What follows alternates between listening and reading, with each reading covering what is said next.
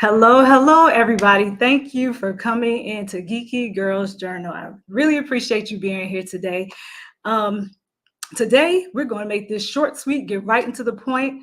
I have my notes here so that I can get right through this and not waste your time today. My goal is to do this within a 40-minute time period. So I see a lot of my friends already in the chat. Thank you so much for coming. If Miss Betty, I'm going to be heavily relying on you today. So if you see that I'm going over that 40-minute mark, please let me know. Just pull my coattails so that I can try to stop. And then, we'll try to make some modifications. Can you all hear me and see me okay before I get started?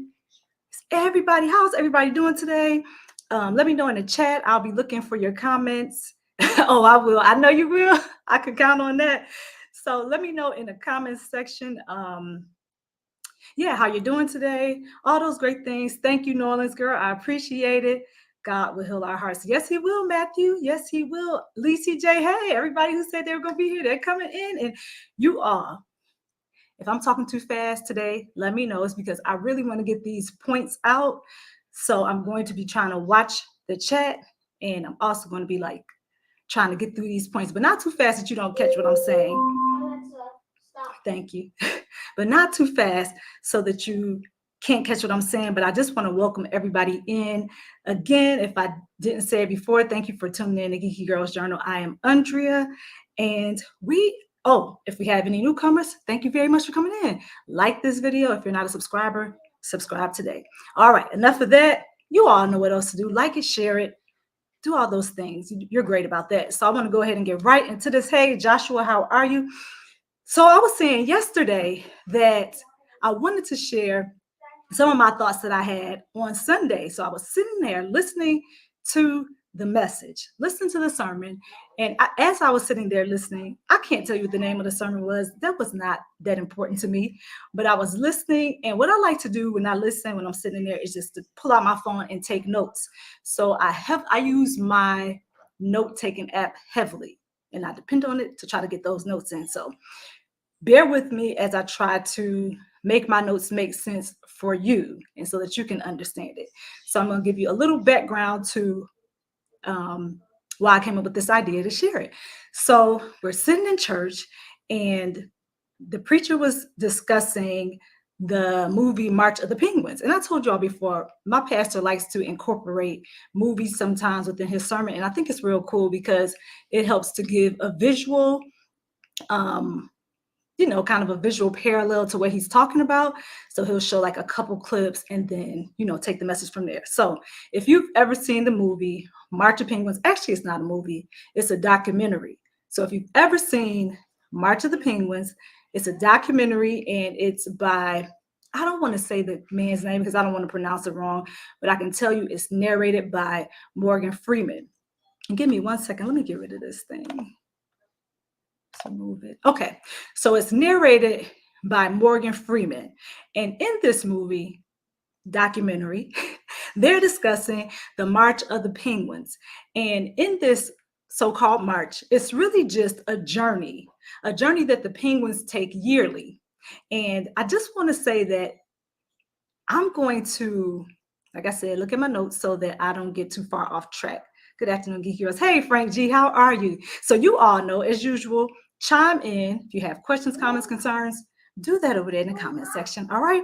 And if you're on Team Replay, feel free to comment in the comment section underneath this video. Okay, so I'm going to start off by reading a little bit to you. So like I said, I can stay focused. But the background story is that this thought is coming from March of the Penguins, the movie. So this documentary, March of the Penguins, March of the Penguins was created in 2005 and it's narrated, I told you, by Morgan Freeman. In this documentary, they follow emperor penguins as they leave their coastal home in March and walk across the darkest, driest, windiest, and coldest continent on Earth. You all, can you guess where that is that they're talking about? If you can guess, put it in the comment section. I know you're going to know where we're talking about. We're thinking penguins. Dark, cold. Sometimes it gets below, 58 degrees? -58 degrees, I think it was. It might be more than that. but that's just the part I remember. So yeah, think about that for a second. So it's the driest, it's the windiest, and the coldest continent on Earth. So they go there to reach their breeding grounds. Okay, so we're talking about these penguins that go to this cold, dark place, basically to find their mate. Okay, and that's all I will say as far as that part is concerned, because that's not really the part that I want you all to focus on. So it also says that this walk can take up to a week because they don't walk very fast. Because we all know penguins have a waddle to them, right? They're this kind of odd shaped bird that cannot fly, but they can swim there, and they waddle. So if you imagine a penguin, you imagine how slowly the penguin walks. And some of you have been to a zoo or been to like any type of wildlife, area where you can see where the penguin waddles and he moves slowly and it's, really just trying to get to that next location. So in this documentary, I was watching these penguins come out of the water and land on ice. Well, actually, they weren't even landing. They were coming out of the water, uh, just it almost looked as if they were flying out of the water, and then they were sliding or gliding onto the ice. And then they would do this, and then one by one, they're coming out and they're gliding. One by one, they're coming out and gliding. And they did this in order to start their journey. Now, okay, let me think about how I can explain this. So they did this to start their journey. And this journey, as I said earlier, is a journey that they take once a year. And people say that, they don't know how the penguins know when to take this journey. It's just kind of one of those innate things that they know. They just had this inner feeling that this is what I'm supposed to do. And some of us, I know I'm getting ahead of myself, but it's okay. And some of us also have this inner drive, this inner motivation that just cannot be explained to others. You feel like, I don't know how I'm going to accomplish this goal, but I am going to get it done. That's kind of how I thought about the penguins. They may not know how, but they know they have to get up and that they have to start moving toward this location. Is everybody following me? Am I still connected? Just let me see some fire or a happy symbol or something so that I can see that I'm still connected to y'all. And, just picture these penguins coming out of the water one by one, gliding until eventually they form this long line, this long tribe of penguins. And all these penguins, thank you, Nolan's girl, and all these penguins are trying to get to the same destination, right? And this destination will eventually, thank you, Lisi, eventually allow them, thank you, Miss Betty, eventually allow them to find their partner and ultimately mate and produce offspring. So let me read this to you. This walk, I think I said, can take up to a week because they don't walk very fast. The penguins all arrive on the same day, which I think is very important. How do the penguins know what day to leave and what day to get there? I think that there is something within us, perhaps the animals as well, that just kind of tells you when it's time to do something and lets you know now's the time, because nobody told the penguins on this particular day in March, we're going to start going to this destination. And again, the penguins leave their coastal area and they begin to march toward this cold, windy spot.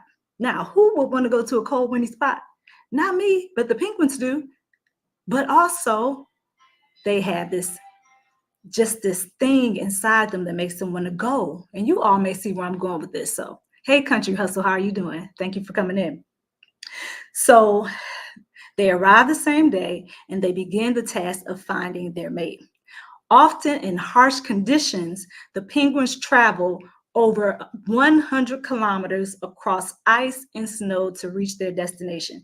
The penguin takes this journey every year. They do not march alone. Some make it and some unfortunately do not. When they stop and take a break, I thought this was pretty cool. When the penguins keep moving and they stop to take a break, sometimes the one that was the leader will move back and allow another one to come up.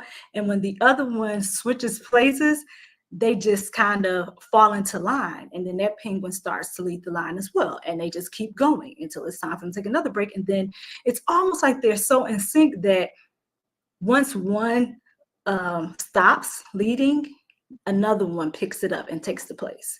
So there is something I thought about that when I saw that happen, but I'll share with you all in a little bit. So after the when they stop and take, it is really cool, isn't it, Lisi? I thought so. You know, I love learning new things like that. So I thought this was very interesting.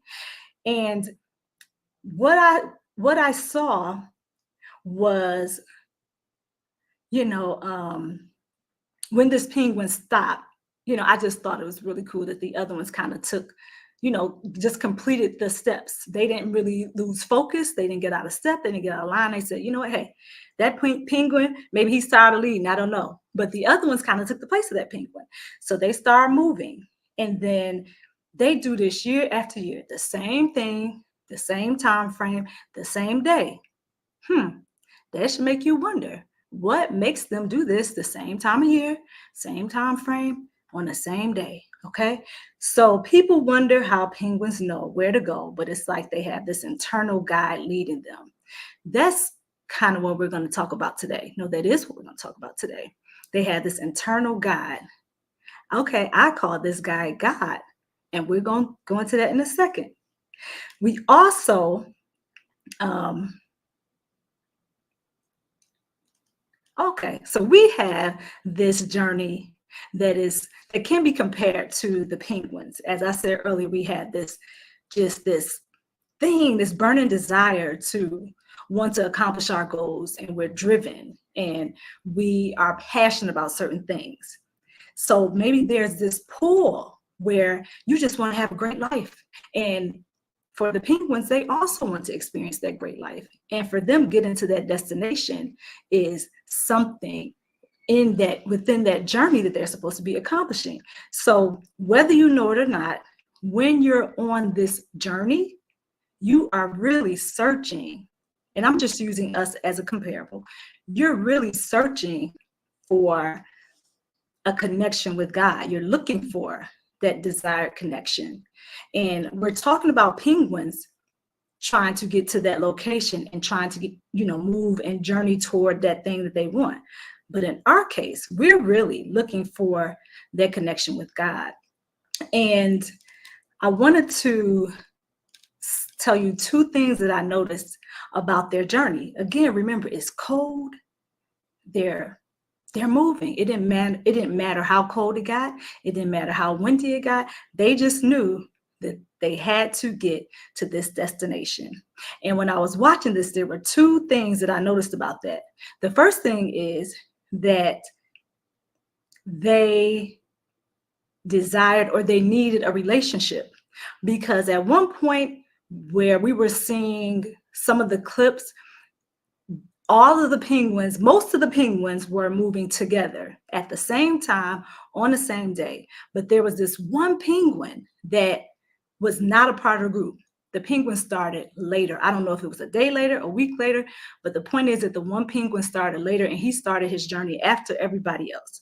And that penguin, I don't know if it survived or not, but I can tell you that the survival rate of that penguin is going to be more difficult, because the penguins relied heavily on each other to gather together. Once they got to this region, they made like little groups on the ice where they could kind of huddle around each other, and then they would take turns allowing one penguin to get in the center of all the other penguins so that the penguin would be warm, and they would do different things like, I saw them flapping their wings in the snow, kind of thing, like they were doing a dance and cheering.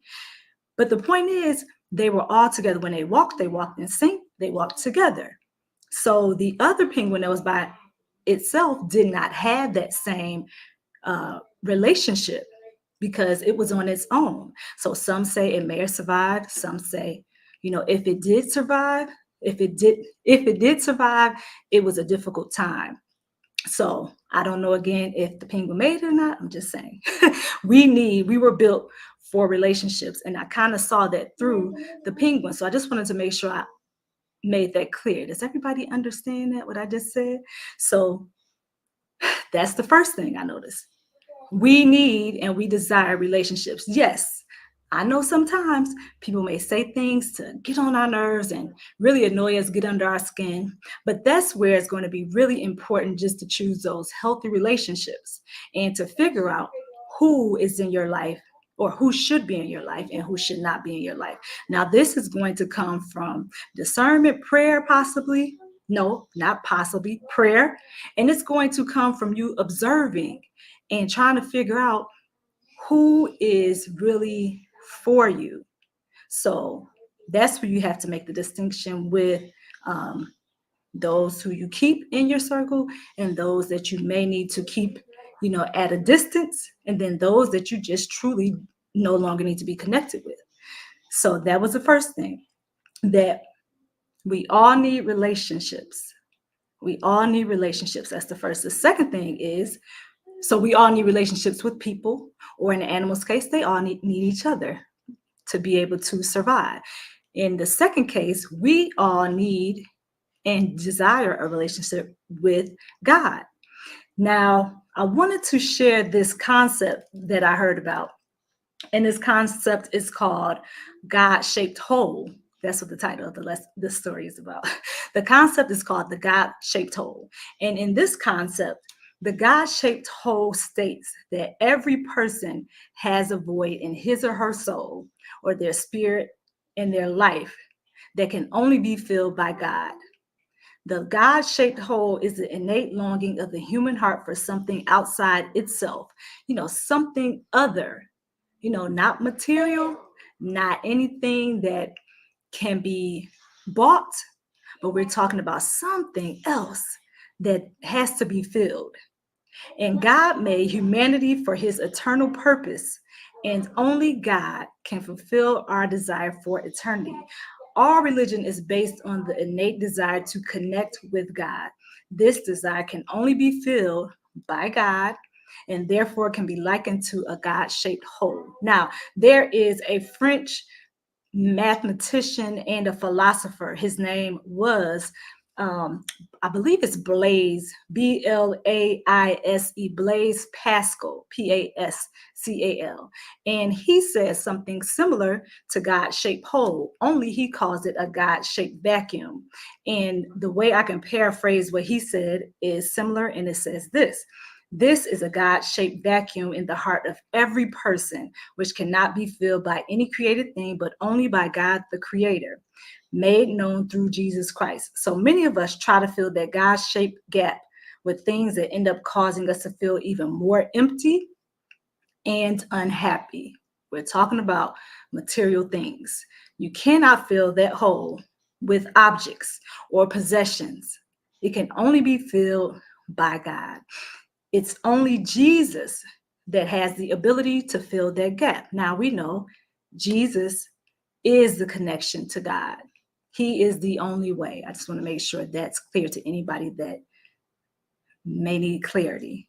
Okay, so the problem with humanity is that sometimes they ignore this hole in attempts to fill it with other things. So where they may be trying to fill it with having another job, a promotion, having the best house on the block, or having all these relationships that may not be of substance, or having intimate relationships that are not going to fill that void. They're just not.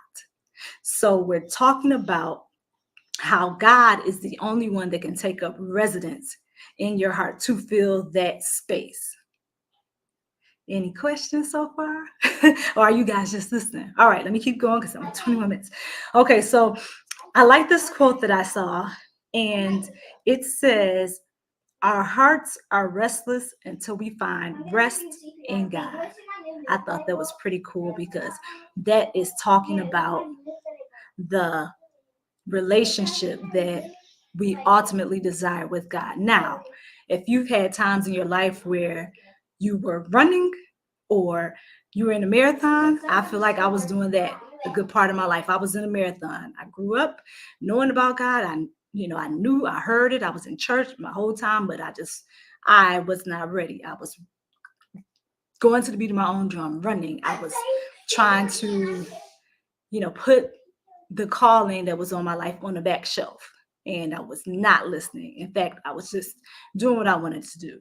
And thank God for grace. Thank God for waiting and being patient and meeting me where I was. Because if it had not been for God and his love and his kindness and his mercy, and I know some of you have heard it, they say the old folks say this, but I'd like to think that younger people would do this as well. Where would I be? Nolan's girl, you're listening. What do you think? What made you ready? So that's a very good question. That's a very good question, Miss Betty. I think that, or I'm going to say, I know that me being taken out of the environment that I was in, and not that it was a bad environment, it was not. It was just that I think I may have relied heavily on my parents' connection with God.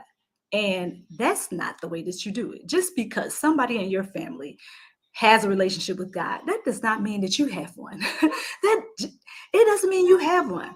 We're all accountable for ourselves. And we have to seek him for ourselves. So if you're one of those people who think, oh, my mama, has a relationship, my dad does, my grandmother took me to church, and, she loves God, she prays, all that stuff is great. But you can't get into heaven riding on their coattails. And for me, I knew I had to get out of that environment and get to know God for myself.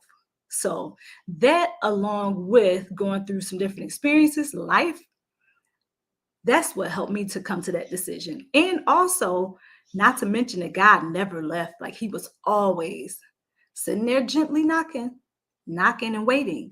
And I believe it was just me starting to say, okay, you know what? I like to have a relationship for myself.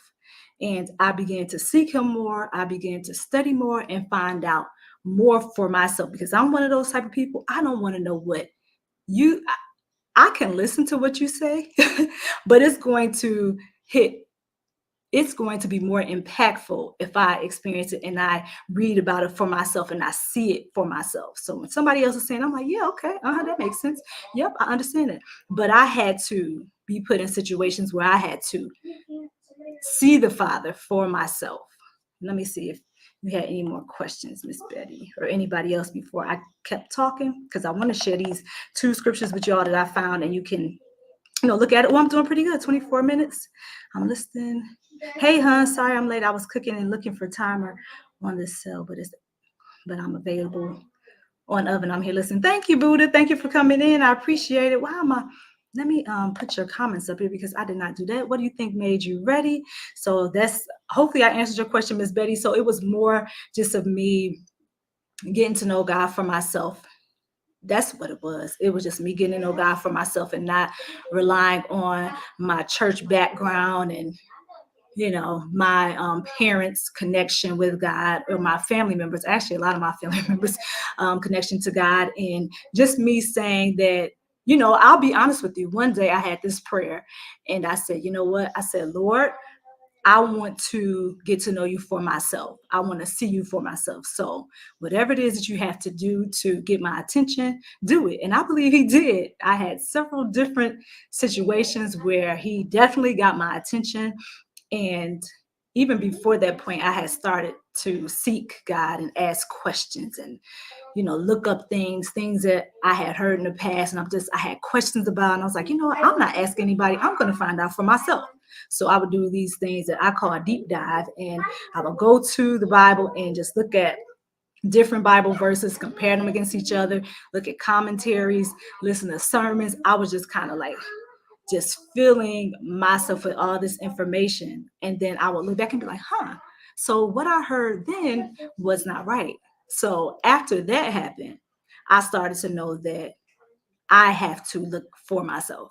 I can't go on anybody's word for it. I'm just going to, if I want to know about it, I have to do the work. And then that did help me to develop a closer relationship. So that's how I did it. I also started teaching Bible studies, which helped me to sit down and focus, because I committed And I didn't want to look like a fool. So I would learn the material and I would do a lot of research and then I would go and present it. So it made me accountable to learning the word instead of just, again, taking somebody's word for it. I would go to it myself. That way, if I gave somebody the information, I can say, okay, yes, this is what I said. I didn't just hear it from another, I didn't hear a third party. I actually saw it myself and I could say, this is what I've learned. This is what I got out of the Bible. Let me see what you all are saying. If you ask for patient, God will definitely put you in a situation where you have to practice patience. Yeah, absolutely. I agree with that. And he definitely did. That was what I call my sit down moments. I had to really sit down and be still. I still have to sit down and be still because I can get so busy that oftentimes I'm not focusing or listening to that small voice, but I've gotten a whole lot better about doing that. But what I've learned is God is, like I said, he's such a gentleman that he gives me that time throughout my day to present those quiet moments. And then he's like, hey, you need to get busy. You need to do this. And I'm like, oh, I got to read my Bible. Oh, I forgot to read this chapter. And so it's almost like a innate, like a reminder, almost like we're talking about with the penguins, how they just got up and they just started to move and they started their journey. That's kind of how my life goes. I maybe doing something with the girls, moving around, and I'm busy, busy, busy. But then in that one quiet moment, if I got to go to the bathroom or if I'm putting up clothes, hanging up, folding things, that's my quiet time. And I'm able to really hear the voice of God. And I'm like, okay, I need to be still. I need to listen. And also reminds me that for me, sometimes just stopping what I'm doing and being in that present moment is really helpful, just to hear the voice of God and to listen and to respond the way that I need to respond. Hey, Frank G, I think I said hi. He said hi to Miss Betty. Lisi said, I understand. Let me see. I understand that when I moved out on my own and was by myself, I really grew my personal relationship with God. My father was a pastor, so it was easy to just rely on my parents with my relationship. Yep, same here. My parents, my dad is an elder, my uncle's a bishop. My whole, like, really, my mom's sisters and brothers, they're all in ministry. Well, most of them. Most of them are in ministry except for two. Well, no, except for one. So I grew up in church. I grew up all doing all those things. So also my mom is an evangelist. So, and I had evangelists and missionaries in my family. So I knew the right way. I knew what the traditional, I knew what it looked like traditionally. I knew what it looked like theologically, but I needed to be able to get the understanding for myself and be able to translate that and see what it looks like in my life. And also, you know what they say, Lee CJ, raise up a child when they are what? Young, and when they're old, they will not depart. That was my story. I didn't depart. I just needed to go experiment. Not like the prodigal son, but a little bit. Just get out there and just experience. And I think made my it made okay, so it made, when I did decide to finally come back and give my life to Jesus, it made it that much better because I knew what I wasn't missing. Does that make sense? I knew what I wasn't going to be missing because I experienced a lot of it. So I was like, I'm not going to miss that. I did that, done that, been here, been there. So it wasn't a big deal. I did have to had to had to stop doing some different things, but it wasn't a loss. It was a gain. And I think that sometimes that's where it's difficult for people who are trying to figure out if they want to, have a Christ-centered life, or if they want to give their life to Christ. They feel like they're losing something or they're missing out on something. When really, you're not missing out on nothing. Christ came so that we can be free, not in bondage. And I think I was looking at a lot of the rules and like, I don't know if I can do that. I don't know if I can, live under that. I feel like I would be boxed in. But as I matured and as I understood the word, as I read it, I realized that God did not come, Jesus did not come to save me and make me a boring person and to box me in and to put me in shackles. It was quite the opposite. He came to set me free and he came to give me everlasting life. And I know it might sound cliche to some, but it's the truth. And if you know God, you know what I'm talking about. You experience abundant life. You have joy that's everlasting and overflowing. You have a peace that surpasses understanding, even when you're going through certain trials and tribulations. You have a peace. Now, the thing I want people to understand that some may not is that it doesn't mean you're not going to go through challenges in life. You're going to go through challenges because we're humans. We're humans on this earth. So God did not tell us we're not going to go through anything. In fact, he told us the opposite. He said we would go through things. So in going through things, he also said, I'm going to be there with you.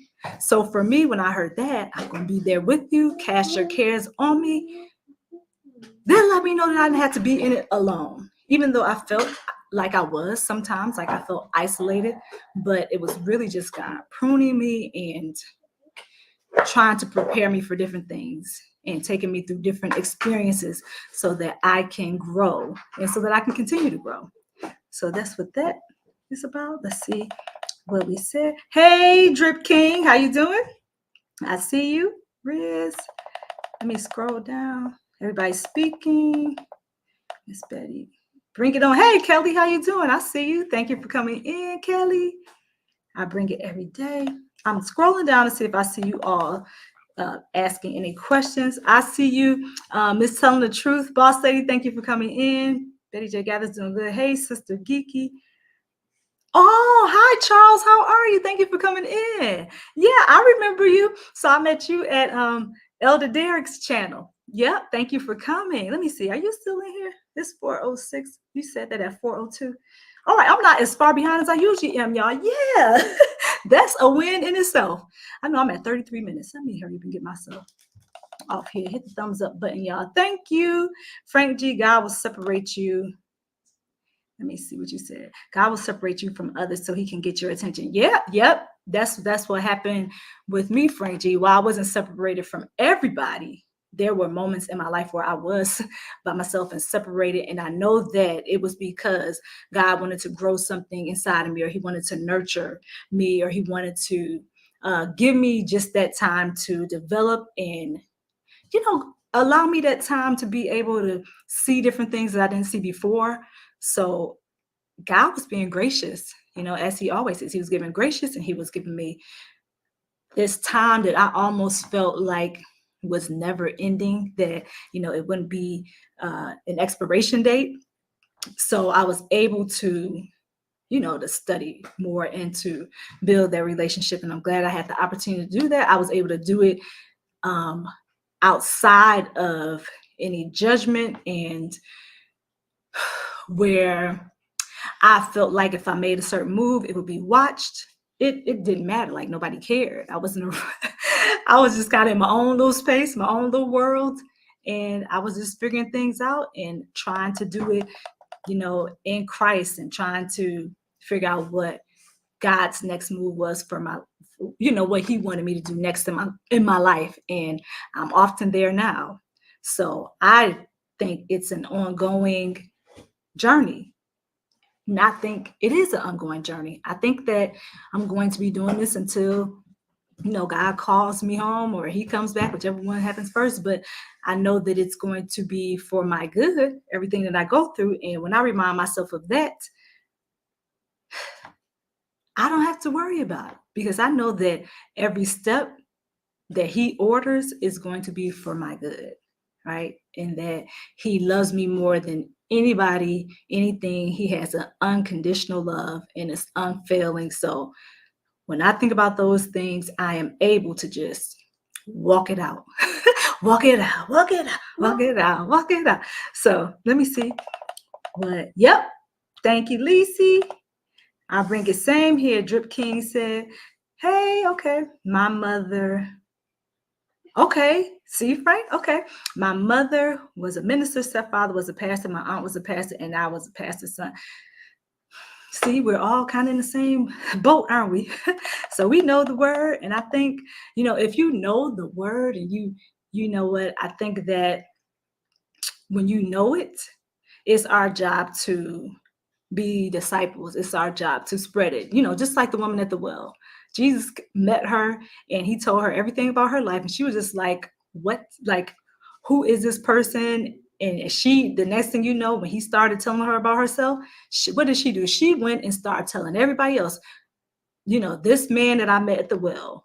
And she started basically telling people about the gospel of Christ, right? She started um, letting those know about the encounter she had and telling them about her experience. That's kind of how we have to. And I think that when we share our testimonies or when we share those things about our journey in Christ or so far, that it will draw others. You know, it'll draw others. So that's why I'm here. That's what my mission is, to, you know, look more like Jesus, to look more like Jesus. We call ourselves Christians, which I think that word is being used loosely a lot of times, but I like to say Christ follower, believer, because I am always just praying that God continues to transform my life so that it looks the way that he wants it to look, and that I decrease. I don't want it to look the way that I want it to look. I want it to look the way that he wants it to look, because I know I can't fail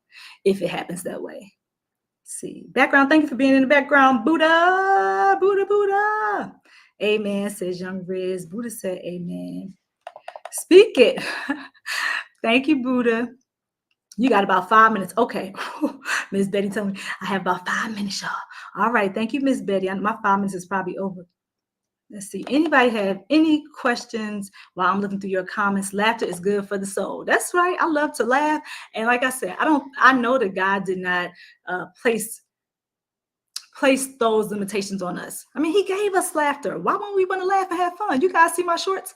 I have fun in those shorts. I don't know what anybody else thinks about them, but I have a good time. So, hey, the people who like it, like it. The people who don't. Same way with my lives and videos. And Frank G says, I pray and read the Bible mostly every day and watch church on YouTube. Me too. Time is up. Miss Betty said, time is up. Okay, Miss Betty, just give me 2 more minutes. It's 39. Hello, Geeky Girls in Chat. Hey, Miss Lynn. Thank you, Miss Betty, for reminding me, because I did say that, and you always do good with that. So thank you, Miss Betty. Hello, Miss Lynn. Fax said, Drip Queen. Oh, I want to, before I go out of here, not before I go out of here, because I have a couple minutes left still. Hey, make this go viral. Hey, how you doing, Miss B? Thank you for coming in. So we were talking about holes in our heart, Miss B, and just to make it real brief, I was saying that the hole in our heart is a space that I think, and I've talked about a philosopher, that a mathematician and philosopher, who said the same thing. He called it a God-sized vacuum, where others call it a God-sized hole, God-shaped hole. He called it a God-shaped vacuum, where there's this place that just imagine a section in your heart, and it's there to be filled by God. And those are just my thoughts. All right, you're driving. Be safe. Be careful. But thank you for listening. Thank you for coming in. I don't expect you to type a whole lot. Just be safe, okay? So I wanted to tell you all about these 2 verses that I found to go along with this. You know how I do that. So the first verse is Ecclesiastes 3:11, and it goes along with the concept about the God-sized hole in your heart. So if you've heard nothing else from me today, just look at this verse and try to apply it. So it says, he has made everything beautiful in its time. He has also set eternity in the human heart. So that shows you right there that God placed that hole in our heart.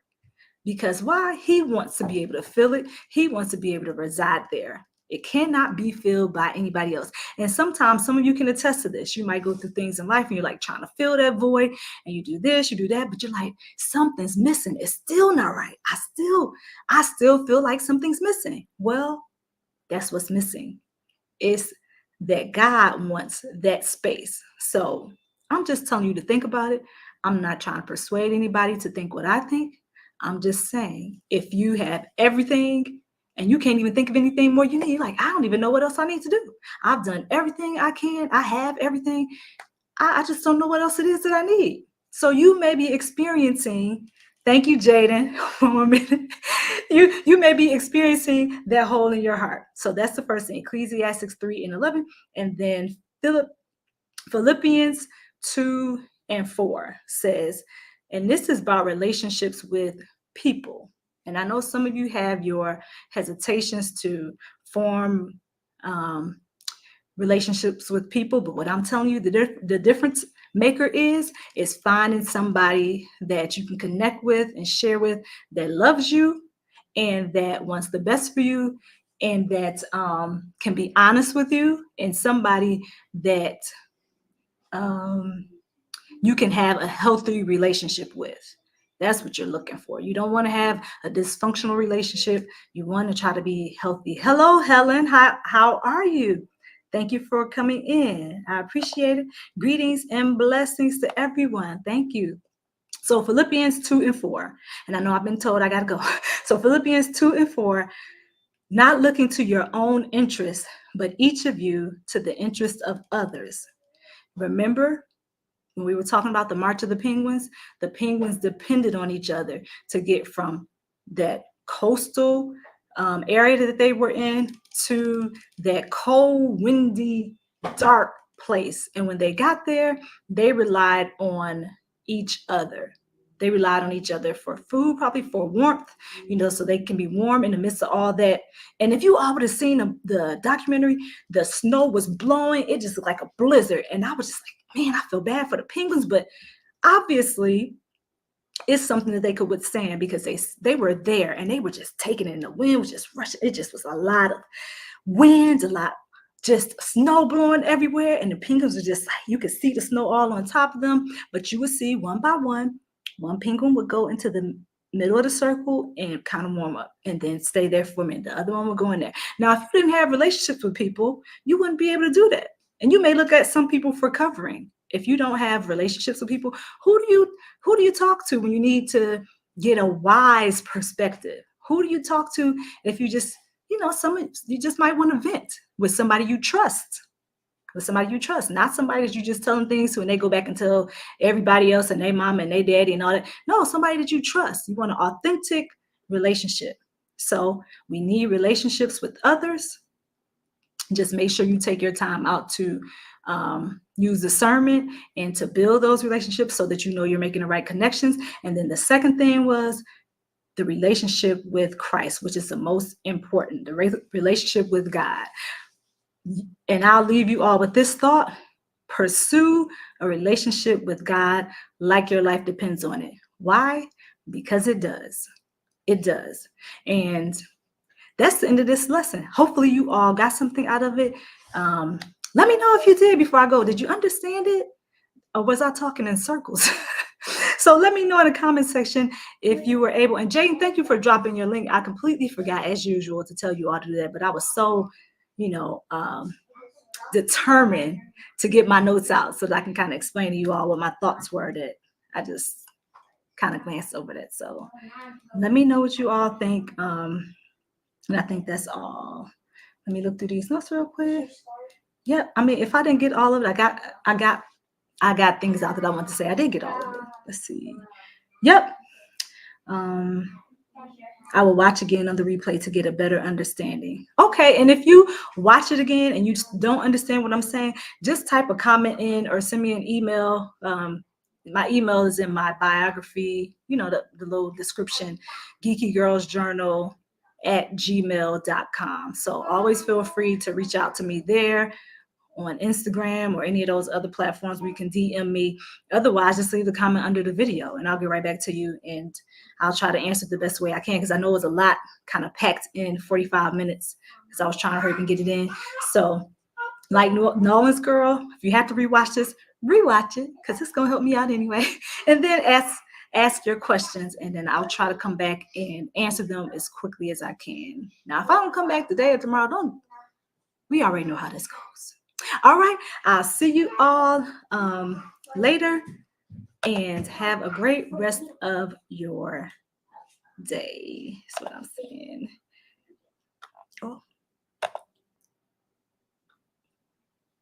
What happened? We have books and motivation. Thanks for watching. Be sure to go to geekygirlsjournal.com to make purchases for the special girl or woman in your life. We have books and motivational merch.